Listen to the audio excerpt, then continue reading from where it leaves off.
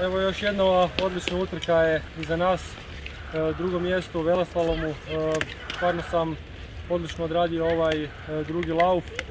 Nije bilo nimalo lako jer je vidljivost bila jako loša, jer je utrka bila još kasnije nego jučer, tako da je već skroz sunce zašlo. Međutim, odlično sam se snašao, napao sam od starta maksimalno. Čak sam imao i malu pogrešku i mislio sam da sam jako puno izgubio tamo, da sam srednji dio pokušavao još više dići tempo.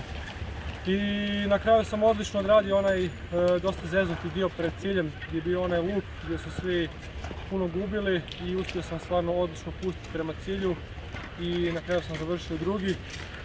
Pinturo je sad možda jednu stepenicu iznad svih nas, pobjedio je 2 puta sa više od sekunde, jučer i danas, tako da treba ga uloviti. Ali evo, sutra je već slalom, nova šansa, dobra najava je bila na Sljemenu, sva četvorica smo odlično odradili, tako da mislim da sutra možete isto očekivati odlične rezultate od nas četvorice.